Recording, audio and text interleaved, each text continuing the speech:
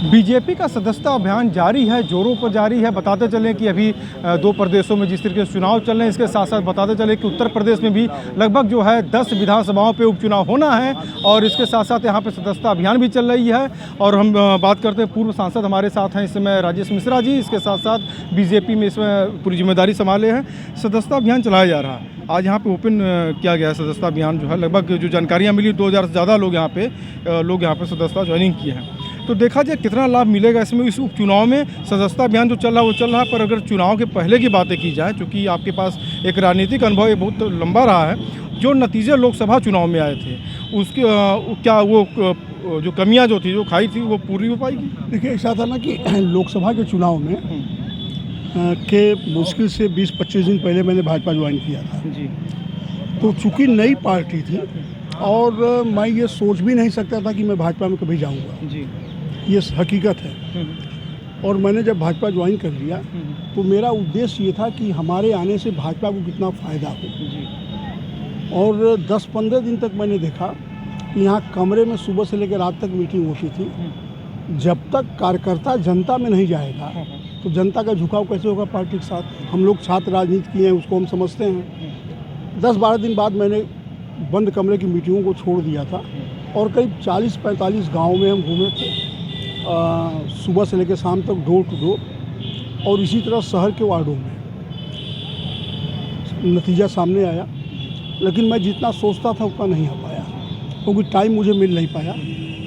और भाजपा की सदस्यता शुरू हुई है तो भाजपा के जो कार्यकर्ता हैं वो तो मेंबर हो चुके हैं जी, लेकिन जब तक जनता नहीं मेंबर होगी तब तक भाजपा बढ़ेगी कैसे जी।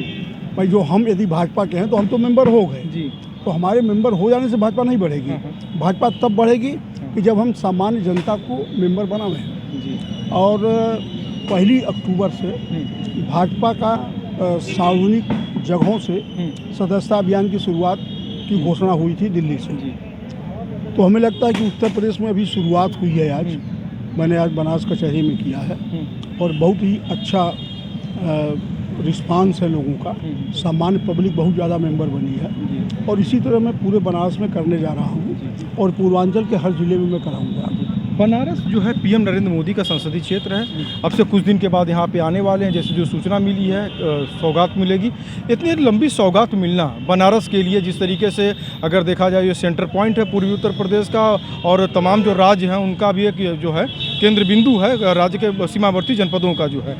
तो यहाँ पे इतने काम होना और उसके बावजूद जिस तरीके से जो एक अंदाज जो लगाए जा रहे थे वो वोट ना मिल पाना, क्या नज़र देखते हैं इसमें? मतलब कि क्या इसमें एक कार्यकर्ता जो थे, जो चाहे पार्षद रहे हों, बीजेपी जुड़े हुए, चाहे इसके साथ साथ तमाम पदाधिकारी रहे हों, क्या वो अपना चुनाव महत्वपूर्ण तरीके से लड़ते हैं और दूसरा जब किसी का चुनाव आता है उस पर छोड़ दिया जाता है? देखिए, ऐसा है ना कि हमारा ये मानना है कि बनारस के अंदर मैं भी सांसद रहा हूँ। मैं मोदी जी के पहले सांसद था। आज़ादी के बाद जितना मोदी जी के कार्यकाल में बनारस में डेवलपमेंट का काम हुआ है उतना पहले कभी नहीं हुआ था और आने वाले फिर 50 साल में नहीं होगा, मेरा ये मानना है। उसके बावजूद वोट कम मिला, ये भी सत्य है। उसका जो मुझे कारण लगता है कि जो भाजपा के कार्यकर्ता थे वो जो दूसरे राजनीतिक दलों में जो एक कल्चर आ गया है चेहरा दिखाने का, मुझे ये महसूस हुआ कि वो काम यहाँ भी हो रहा था। और दूसरी दिक्कत ये थी कि चूँकि कार्यकर्ताओं का काम नहीं हो पा रहा था, उसमें वो ज़्यादा नाराज़ थे क्षेत्र के विधायकों से। परमानेंट तो यहाँ क्षेत्र का विधायक है, नगर निगम में मेयर है, जिला परिषद का चेयरमैन है। लोकल जो बनारस के लोगों का काम नहीं हुआ, इस वजह से कार्यकर्ता दुखी था। कार्यकर्ता को ये लग रहा था कि जो हमें महत्व मिलना चाहिए वो नहीं मिला है और इसलिए जिस तरह काम करना चाहिए था वो नहीं कर पाया।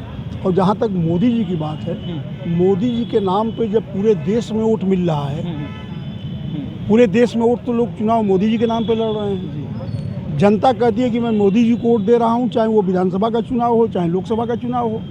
और बनारस में यदि ऐसा नहीं हुआ तो उसके पीछे मैं मानता हूँ कि हमारी बात कोई भी अन्यथा न लेगा, हम लोगों में कमी रही है और ये हम लोगों की कमी की वजह से ये रिजल्ट आया है। एक अंतिम सवाल और आपसे है, मझवा सीट में चुनाव होना है, बनारस का जो बॉर्डर क्षेत्र है लगभग वहाँ से शुरुआत हो जाती है मझवा विधानसभा की। समाजवादी पार्टी जो है कभी वहाँ पे सफलता नहीं प्राप्त की है, कांग्रेस के साथ मिलकर लड़ने जा रही है, बीएसपी वहाँ पे जीती है, कांग्रेस जीती है, बीजेपी जीती है, समाजवादी पार्टी की सीटों कभी नहीं रही।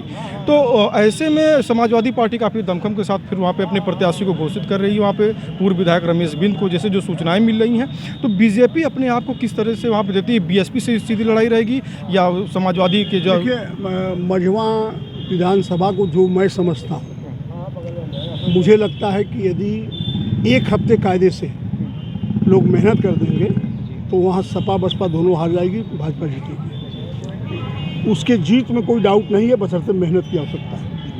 वहाँ पे जो सामाजिक समीकरण है, जिस वजह से सपा और बसपा जीती है, एक वोट वहाँ बिंदु का है, बड़ा ब्लॉक है, ब्राह्मणों का बड़ा ब्लॉक है, भूमिहार समाज का बड़ा ब्लॉक है।